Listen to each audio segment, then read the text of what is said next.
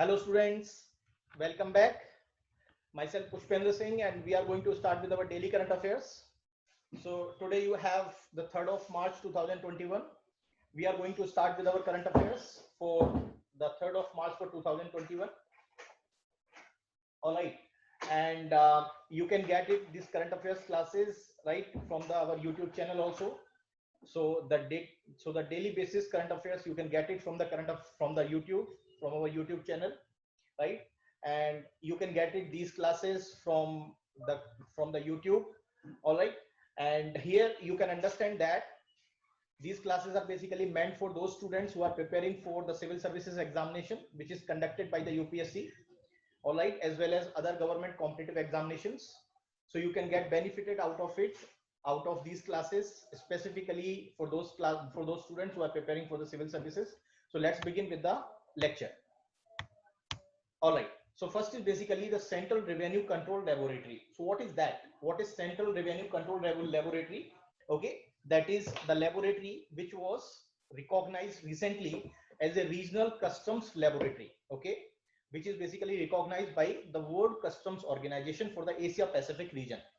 So this Central Revenue Control Laboratory, which is a laboratory under under Government of India, have been recently been recognized as the regional customs laboratory of the World Customs Organization. Now, what is that? What is the Central Revenue Control Laboratory? So it is basically a laboratory under basically the Central Excise and the Revenue, which basically deals with all sort of revenue related matters. Deals with some sort of items which are under the Excise Department. Okay, so this Central Revenue Control Laboratory, which is basically located in New Delhi, is under the administrative control of Central Board of Indirect Taxes and the Customs. All right, and here it is established in 1939, right? Which is having its headquarters, as well as it is having the 14 revenue laboratories, including the two laboratories which is working at the government opium and the alkaloid works, which is basically located at the Gazipur and the Neemach. All right. So here you must understand that this laboratory is very important for the administrative functions of the Central Board of Indirect Taxes and the Customs, and it has been recognized as the regional customs laboratory of the World Customs Organization. All right. And with this recognition as the regional customs laboratory, right, the CRCL joins the selected group of customs laboratory, right, in the region like that of Japan and Korea, right? So it is basically joined the elite group of those laboratories which are found in the Japan and the Korea, right? So this is basically very significant development for the specifically for India, right? That at least the laboratory have been recognized as a regional customs laboratory by or by the World Customs Organization, which will be beneficial for the India in the global standing, specifically for the custom related matters. All right, so let's begin. The next is basically the exercise Desert Flag 6. So this is the exercise, or it is a multinational air force exercise, okay, which is basically conducted in basically in the Arab world, specifically in the desert region. The air force of various countries have been participating in this. So you say the air forces of the United Arab Emirates, the United States of America, France, Saudi Arabia, South Korea, and the Bahrain. These are the countries which are participating in exercise Desert Flag 6. All right. So India or Indian Air Force first time is going to participate in this exercise Desert Flag 6, which is very significant for the India's Air Force, that the India's Air Force will get the certain the strategic advantage by participating in the Arab world also. So this exercise Desert Flag, which is an annual multinational large air force exercise, or it's a large air force exercise deployment warfare exercise, which is hosted by the United Arab Emirates Air Force. All right, and this exercise is basically going to be scheduled from the 3rd March 2021 to 27th March 2021, which will be held at the Al Darfa Air Base, UAE. Okay, so this will be a significant in terms of the conducting of this exercise, specifically in the UAE. Okay, The Indian Air Force is going to participate with 6 Sukhoi 30 MKI fighter aircrafts, as well as the 2 C-7 Globemaster aircraft will also be participating, as well as one IL-78, tanker aircraft will also participate in this air exercise.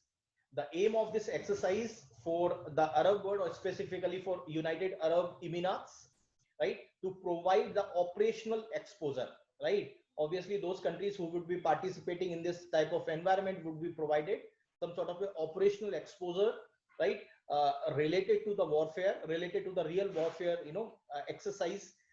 Simultaneously, they will be trained to undertake the simulated air combat operations, right, which is in the controlled environment, because nowadays you cannot have the full-fledged war, so you will have to wage a war in the controlled environment. So this is very important for any country to for successfully conducting this combat operations, specifically in the controlled environment. And this is what is something which is very important for the India's perspective also, right? Because India's operational readiness will be justified based on these parameters, that the India will also be participating in this combat exercise, which will be part of your United Arab Emirates. All right, so let's move to the next news.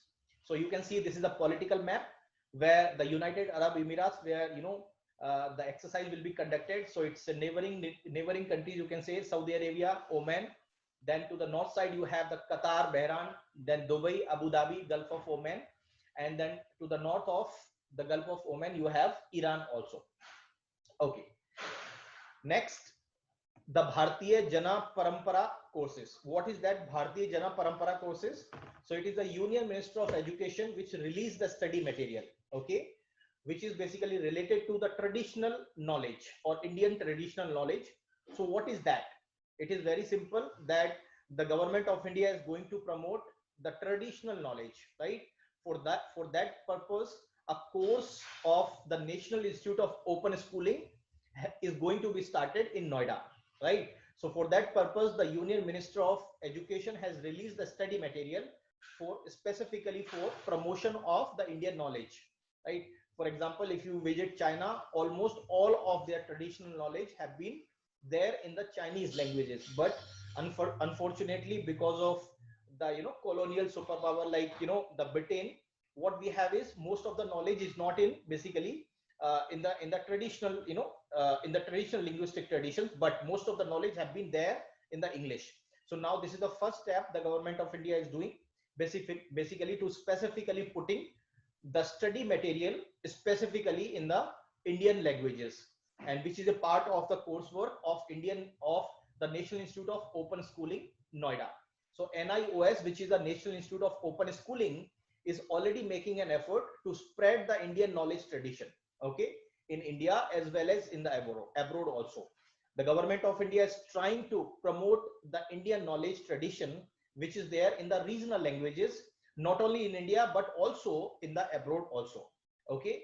So you can understand that what are those traditional knowledge. This traditional knowledge may be related to, for example, the Vedic studies, okay, which are mostly there in the Sanskrit, okay, then Sanskrit grammar, then Indian philosophy, okay, then Sanskrit literature, then Sanskrit language courses, right, which are specifically would be used for the secondary and the senior secondary levels, and that will be provided as a part of the course curriculum of the National Institute of Open Schooling in the Noida, okay. So this will be the important for the India's perspective also, for preparing, right, for those courses which are meant for the enriching of Indian knowledge traditions, as well as spreading this Indian knowledge traditions in the abroad also, okay. It will be a part of the India's knowledge tradition, as well as these study materials would be useful for those learners who are studying in the Sanskrit or in the Hindi languages also, okay. Now these study materials which will be made will be translated into the English medium also. Now the idea of translating this study material into the English medium is twofold. First of all, the majority of the learners, specifically in the urban areas, are basically English medium, okay. So those people who are unable to read and write, or unable to understand these regional languages, can also be studying these materials into the English medium. Further, the second motto is obviously, right, a planning to prepare these traditional knowledge, okay, right, as a part of Indian culture and the knowledge traditions abroad. So ultimate aim is to promote these Indian languages or Indian enriched traditions specifically as a part of Indian culture, the Indian knowledge traditions abroad. Now, the new education policy 2020, okay, this new education policy 2020 also emphasized on the creation of a pride, the creation of pride of the Indianness, okay. So that is something should be there within a person, okay, that I feel that something is, you know, belonging to our tradition. So that is the pride which is attached to the Indianness, that we have this traditional knowledge, we have this enriched traditional knowledge. Now this traditional knowledge is available in all mediums, so that it can be, you know, learners benefit, it can be, you know, useful for the learners benefit, as well as the learners inner self, as well as establishment of our ancient knowledge, skills and the values will be imparted to those students who basically learn in those traditional skills. Okay, next, the Udaipur Science Center. So this Udaipur is not, you know, the Udaipur which is located in the Rajasthan, but the Udaipur Science Center, the Udaipur is also a place or is a town basically in the Tripura state. The Tripura is basically northeastern state, okay. The Udaipur is also a place specifically in the Tripura. So Udaipur Science Center, which is recently been dedicated, okay, to the people of Tripura by the governor of Tripura. So this science center, which is basically meant for the promotion of the scientific knowledge to the people which are residing in the Tripura. So this Udaipur Science Center, which is the 22nd science center in India. Okay, so like that, you have 21 science centers which are set up at the different parts of the country. So this is the 22nd science center which have been developed by the National Council of Science Museums, which is an umbrella body for the promotion and the development of the museums which are related to the science. Okay, and ultimately the promotional aspect of this Udaipur Science Center have been recently been handed over to the state government by the National Council of Science Museums, right, under the Ministry of Culture. Okay, and it is a part of the Ministry of Culture scheme for the promotion of culture of science among the people of the Tripura. Okay, now the second most important aspect is that this Udaipur Science Center, which is recently been dedicated to the people of Tripura by the governor of Tripura, right, it has been developed as a part of National Council of Science Museum. Okay, now it has been developed at a cost of 6 crore rupees, which is jointly funded by the Ministry of Culture, Government of India, and the Department of Science and Technology Environment, Government of Tripura. Okay, now this NCSM, which is the National Science Center, right, which is now been, you know, set up different science centers at the different parts of the country, including this northeastern states also. Okay, next, the Representation of the People's Act 1951. So you must understand, you have the two statutory laws. Statutory laws ka matlab hota hai very simple, that the statute means the act which have been passed by the Parliament of India. So this is the statutory provision or statutory act which have been passed by the Government of India, right? So this Representation of the People's Act 1950 and Representation of the People's Act 1951. These are the two statutory provisions which deals with, right, the elections related to, you know, the Lok Sabha, Rajya Sabha, state legislative assemblies, as well as, right, the eligibility of those, those electorates, as well as the eligibility of the political parties, their membership, right, then expenditure related to the elections, the real conduct of the elections, right, the recognition of the political parties, and etc. and so forth. So now the Representation of the People's Act 1951 is in the news because the section 29A, the section 29A basically governs the provision which is related to, right, the application which is to be submitted by the political parties, okay, for registration, right? So under section 39, under section 29A of the Representation of the People's Act 1951 is something which is related to the registration of a political party under Representation of the People's Act. For example, if a political party is seeking the representation or seeking a registration, right, as a political party, you have the different political parties. For example, you have the state parties, right, which is recognized in the state. You have the national parties, for example, Bharatiya Janata Party, Congress, okay, Bahujan Samaj Party. These are national parties. You have other recognized parties, but you have other registered unrecognized parties, okay. They are registered, but they are not recognized, right? I mean, they have not been given any sort of a symbol or any sort of a this one, okay. So Election Commission of India is a constitutional body which have been mandated of basically registering these political parties, okay. The Election Commission of India is also a constitutional body which provides the symbol, registration, okay, the status of the political party, whether the political party is the national party or whether the political party is state party or whether the political party is registered party, okay. So any party which is basically seeking the registration as a state party or national party, first of all, what is the process is that the party has to put an application, okay, that this political party, I want to get registered with the Election Commission of India. For that, the political party has to submit an application, okay. This application should be submitted within a period of 30 days, okay, within a period of 30 days, which have been prescribed by the commission, okay, under Article 324 of the Constitution of India, as well as Section 29A of the Representation of the People's Act 1951. The procedure is that first of all, the political parties has to publish the proposed name of a political party. Suppose if I'm going to start a political party, okay, and I want to register that political party with the Election Commission of India. So what is the process is that? The process is that I need to publish, right, the proposed name. Suppose I want to put I want to keep my political party's name as Samajwadi Party or something like that. So I need to publish this name at least in the 2 national newspapers as well as 2 local newspapers, okay.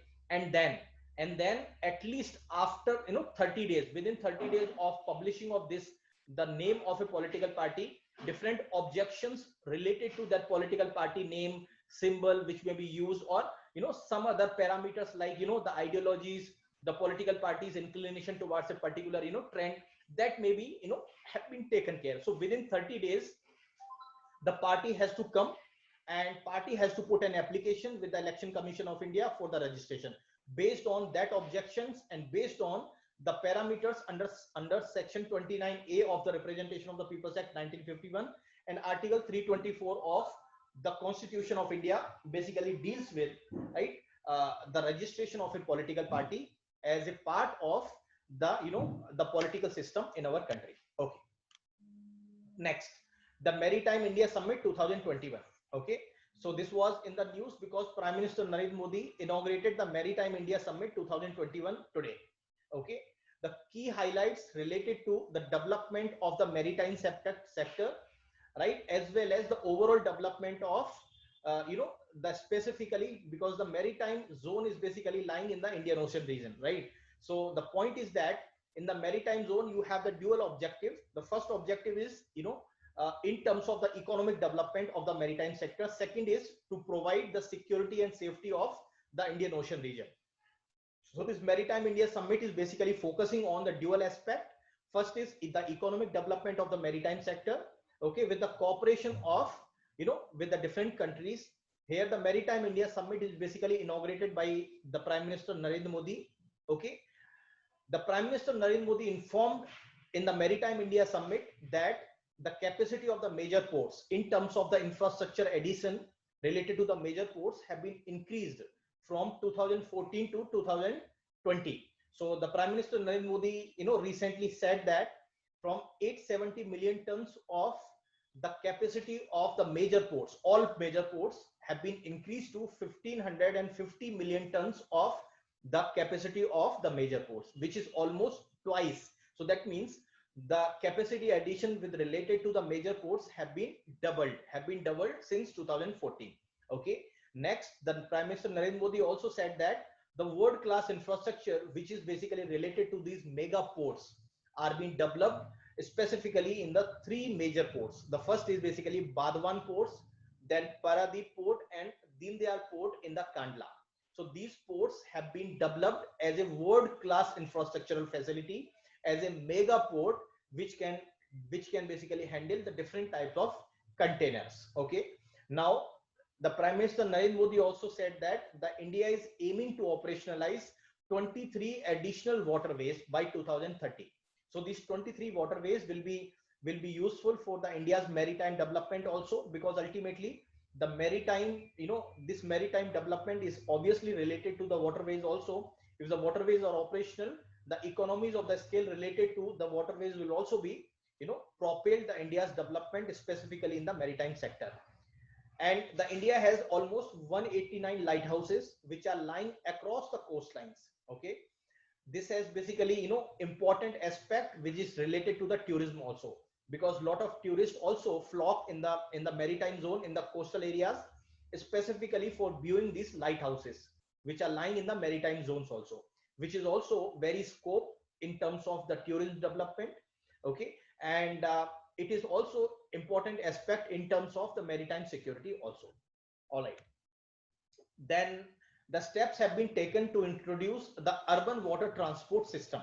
Okay, this urban water transport system as a part of the transportation system, specifically in the cities like Kochi in the Kerala, Mumbai in Maharashtra, Gujarat and Goa, because these cities are basically lying in the coastal areas. The Kochi is also in coastal areas, Mumbai, Gujarat, specifically the Kandla region and as well as the adjacent region, then Goa. All these regions are well connected with the water. Okay, so obviously the urban water transport, apart from the road transport, rail transport, air transport, the water transport is also important parameter which has to be taken care. Okay, now to undertake the domestic shipbuilding, okay, the different approval have been given as a part of the shipbuilding financial assistance policy. So government of India has mooted this shipbuilding financial assistance policy specifically for the Indian shipyards. These were provided some sort of a financial assistance for the manufacturing of the domestically ships. So obviously that is a part of Make in India, that is a part of Atmanirbhar Bharat, that we are domestically manufacturing the ships, right, as a part of the shipbuilding financial assistance policy. Next, the Ministry of Port, Shipping and the Waterways have created 400 investable projects. These 400 investable projects will have the cumulative investment potential of around 31 US billion dollars, or 2.25 lakh crores of the rupees. So you can understand that these, these specifically these projects, which are 400 in the numbers, will have more than 2.25 lakh crores of the investable projects. That will definitely boost our maritime sector also. Okay, next, the government of India's the Maritime India Vision 2030 outlines the priorities of the government of India. Okay, so let's understand this Maritime India Vision to 2030. So first of all, under it, the Sagar Manthan. The Sagar Manthan is basically as a part of the maritime security exercise, as a part of the maritime empowerment. The Mercantile Marine Domain Awareness Center have been recently been launched, right? This Mercantile Marine Domain Awareness Center, which is being launched as an information system, as an information sector, right, for enhancing the maritime safety, search operations, rescue capabilities, security apparatus, and also the marine environment protection. So this Sagar Manthan, as a part of the Mercantile Marine Domain Awareness Center, would basically strengthen as a part of the information system related to the maritime security, search and rescue operations, right? The marine environment protection, specifically in the coastal areas. Okay. The government of India is also in the processing of installing the solar and the wind power. The solar and the wind power as a part of the maritime development, as a part of maritime sector, is the most important, because the maritime zones are also, right, they are also enriched in terms of the wind-based power generation. Because if you have seen the windmills, for example, if you visit in the Tamil Nadu, specifically in the Coimbatore region or Tiruchirappalli region, right, you have, the windmills which are set up. So these windmills are set up specifically in the open area, and the coastal areas are ideally suited for the windmills, because there is a continuous flow of the wind, unrestricted flow of the wind, and normally the wind speed is also very high. The wind speed is also very high because of the pressure difference. Now the solar power generation, as a part of the maritime sector, is also being mooted by the Prime Minister Narendra Modi, which is basically mooted at all major ports across the country. Okay, the idea of the government of India's idea is to increase the uses of this renewable energy to more than 60% of the total energy by 2030 in a phases across Indian ports. So government of India, as a part of this Maritime India Vision 2030, is basically aspiring for having the energy production at least from 60% from the renewable sources. That means out of 100% from across all ports, out of 100% energy should be coming from the renewable energy sources. The renewable energy sources may be related to the solar energy generation, may be related to the wind energy generation.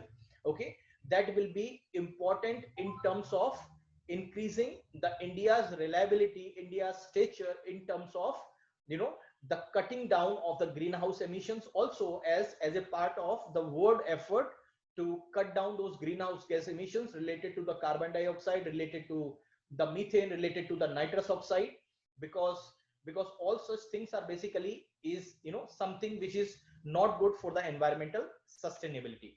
Okay, so this is the poster. You can see the Maritime India Summit 2021. It is basically recently been inaugurated by Prime Minister Narendra Modi, right, as a part of the maritime security. So I hope you understand what is the Maritime India Summit. So Maritime India Summit is something which is related to the maritime development, maritime security. It is basically related to the port development, the renewable energy development. It is also related to the world-class infrastructure development. It is related to the development of the waterways. It is also related to the tourism potential.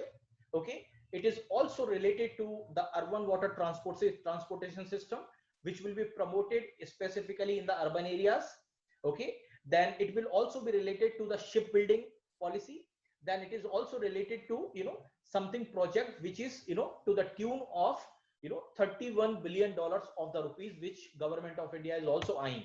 Then the Mercantile Maritime Domain Awareness Exercise Awareness Center is also been opened for overall maritime security capability boosting exercise. Then you have the installing of the solar and the wind based power generation systems also been set up at all major ports as a part of the Maritime India Vision 2030. All right, so this is all about the maritime development. So maritime development is not something just related to the water, just not something which is related to the only water. It is overall development of the maritime sector, overall development, be it is related to the energy recovery, be it is related to the energy development, infrastructure development, urban transport, right, as a part of your shipbuilding, as a part of your waterways, as a part of your the mobility, as a part of your cutting down emissions, as a part of waterways, as a part of the tourism potential. So it is basically having different implications also.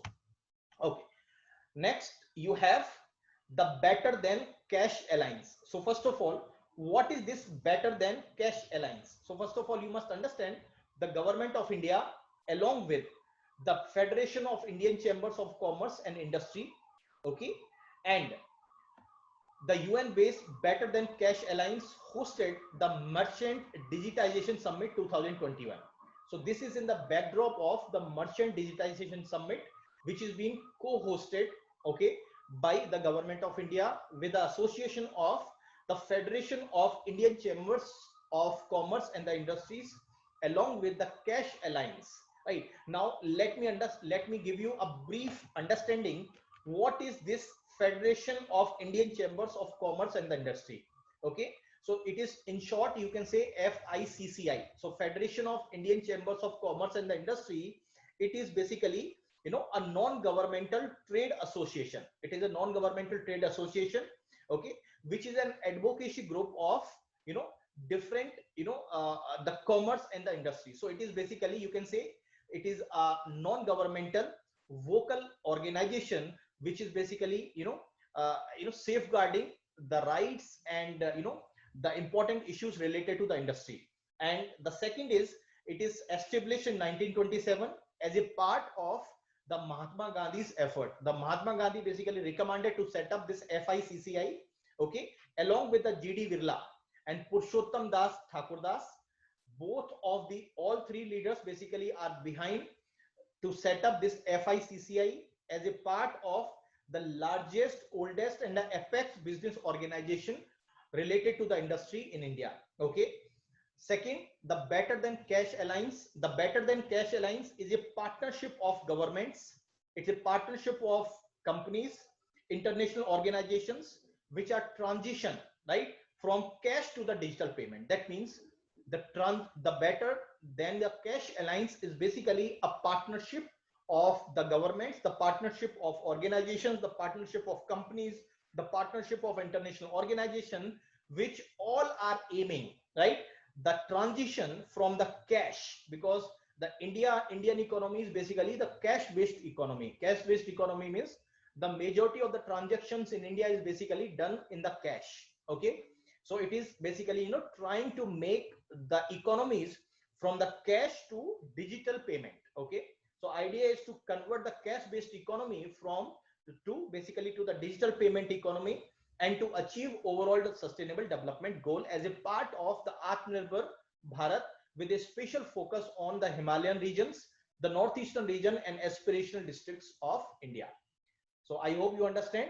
The Merchant Digitization Summit 2021 is a part of a summit where the government of India is trying to make the cash-based economy into the digital economy, into the digital payment economy.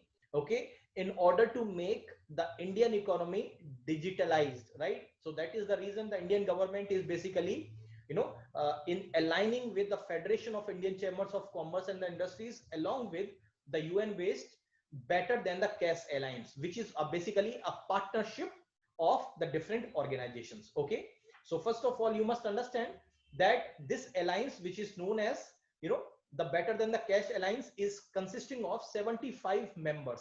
That means it is having the 75 members countries, okay, which is committed for the digitization of payments. So all the payments which are now being done in the cash now will be held, or now will be done in the basically in the digitized form. Okay, now this alliance secretariat, which is also known as the Better Than Cash Alliance, is works, right, to digitize the payments, specifically, right, from the cash based to the digital payments, right? What is this alliance secretariat would basically provide the benefit to the member countries. Okay, for example, the government of India is also aligned with this alliance. Okay, so what the government of India will get the benefit out of it? The government of India will get the advisory services. Advisory services means it can advise the government of India that you can put that type of infrastructure, or you can put that type of the associated infrastructure, or with the alliance with those international organizations, based on which you can basically have the transition from the cash based economy to the digital economy. Then the sharing of the action oriented research and fostering the peer learning, because every economy will have their own the shortcomings, their own limitations.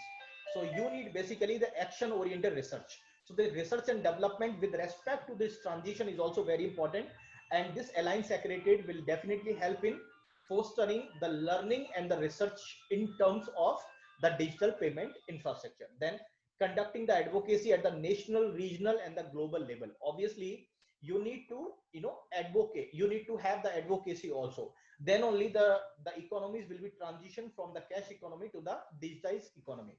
Okay, so as I already told you that this alliance is created in 2012 as a part of the United Nations Capital Development Fund.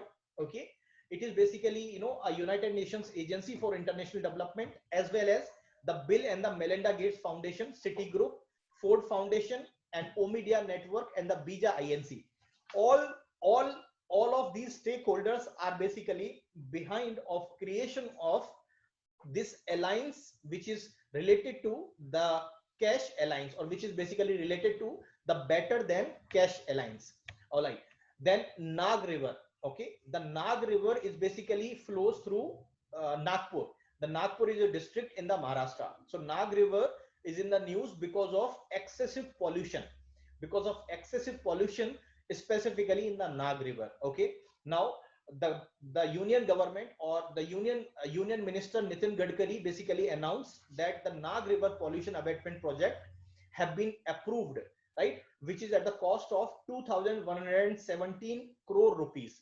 So this Nag river pollution abatement project is being implemented as a part of the cleansing exercise of this Nag river, which is being announced by the union minister, right, of the transport Nitin Gadkari, with the meetings with the World Bank officials, then the director general of the National Mission for the Clean Ganga, and Nagpur municipal commissioner, right, all agencies, right, at the central level, state level, as well as the municipal bodies, all are eyeing for the abatement of the pollution, specifically to the Nag river. Now you already know that the rivers have been heavily polluted, not only the Nag river in the Nagpur, Maharashtra, but also if you come to the Delhi, the Yamuna river is also heavily polluted. If you visit in the Uttar Pradesh region, also the Ganga river is also heavily polluted. This all is these rivers are polluted because of the anthropogenic regions, because of the man-made regions. Okay, we put the untreated sewage into the water streams, we put the solid waste into the streams, we put all impurities into the system, into the water bodies, and ultimately that basically blocks the river flow, and ultimately makes the river very dirty, right, makes the river almost polluted, where the biological oxygen demand increases very high, right, because the biological oxygen demand basically defined in terms of the polluted, in terms of the pollution in the river.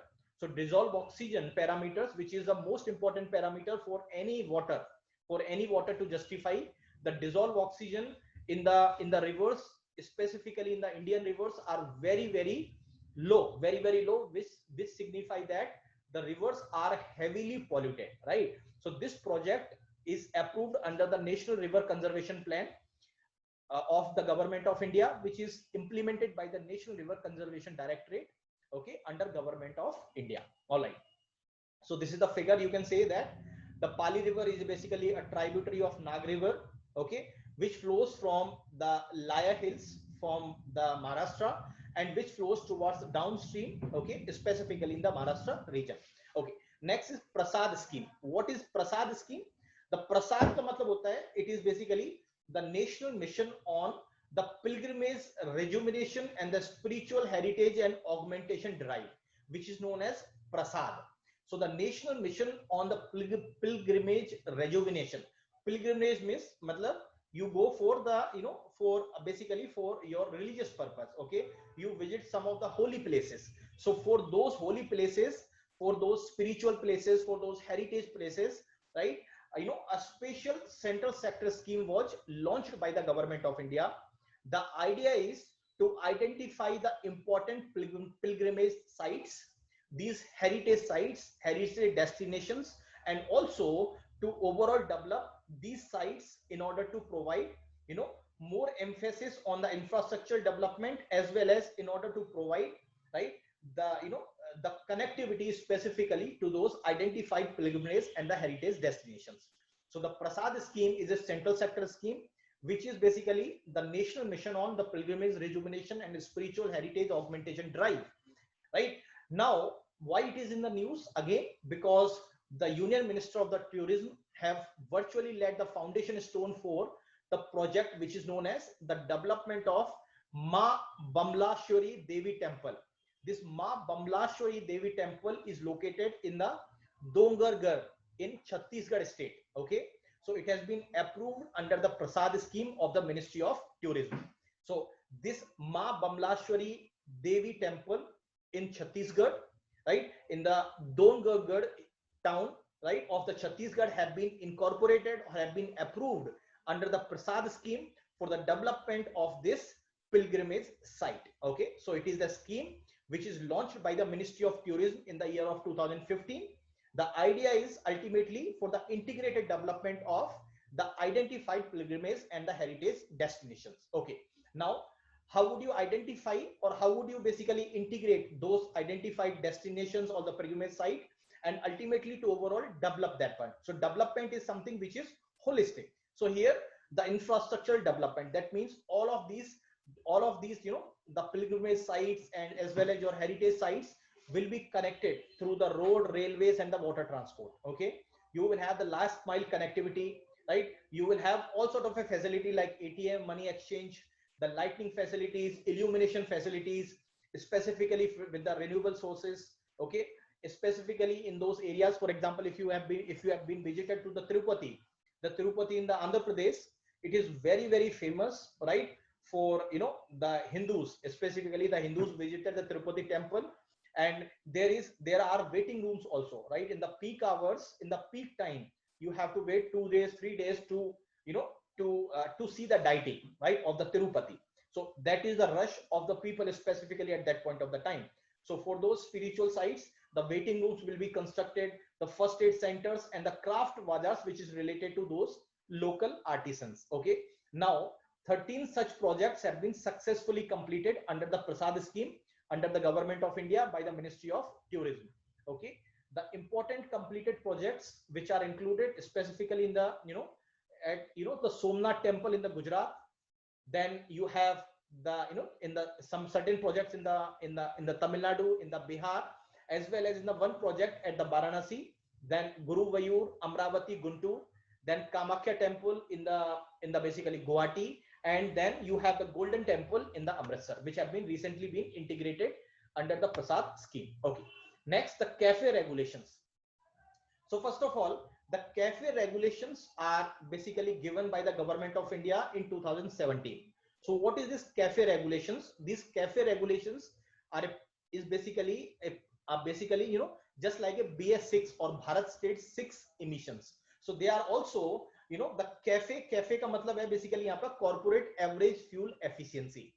Okay, so it is a part of the government of India's the emphasized on the cutting down of the carbon oxides emissions. The carbon oxides emissions means the carbon dioxide and carbon monoxide emissions. So government of India is eyeing on cutting down of the carbon oxide emissions as a part of this cafe regulations. So cafe regulations, which are known as corporate average fuel efficiency regulations, which is also equated with the BS6 regulations. So what is the difference between Bharat stage regulations and cafe regulations? The cafe regulations are mainly regulations related to the carbon oxides, that is carbon monoxide, carbon dioxides, but Bharat stage 6 emissions are related to overall all emissions, whether it is related to the carbon oxides, whether it is related to the nitrogen oxides, or related to the methane, or related to any other polluted gas, right? So here the Union Minister of Road Transport looked, right? What happens is, because of corona, you have understood that the all the industries, including your car making industries, auto making industries, all are basically repressed. So they have no demand. That means there is no manufacturing capacity also. So what is happening is that this Automobile Manufacturing Association is basically asking or requesting the government of India to basically postpone the implementation of the BS6 CAFE phase 2 regulations to 1st April 2024. So this Society for Indian Automobile Manufacturers is basically a conglomeration or non-profit organization consisting of the automobile manufacturers are basically asking the government of India to postpone the implementation of BS6 CAFE phase 2 regulations. Now, why they are asking? Because this CAFE phase 2 regulations would definitely increases the price of the vehicles. Okay, once the price of the vehicles will increase, what will happen? Already there is no demand in the market. If the price of the vehicles further increase, there will be further slump in the demand, and there will be further slump in the market of these automobile manufacturers. So that is the reason the Automobile Manufacturing Association is asking the government of India to postpone the implementation of CAFE phase 2 regulations to 2024, right? Because the industry is still recovering from the COVID-19 pandemic. All right. Then, as I told you, that CAFE regulations are majorly basically recognizing the COX emission. COX emission is carbon dioxides and carbon monoxide emissions. but for the Bharat Stage 6 emissions, basically focusing on the overall emissions. That means the nitrogen oxide emissions, sulfur oxide emissions, carbon dioxide emissions. For every emissions, the Bharat stage, the norms is basically taken care of. Okay, now all these things are going to be implemented from 2020-22 onwards, but they are requesting the government of India to postpone this implementation of this CAFE regulations. Okay, this CAFE regulations was first implemented in India on the 1st of April 2017, right? Which is basically introduced as a part of the BS4 exhaust emission norms. Okay, so that's all for the today. So we'll meet tomorrow for our next current affairs.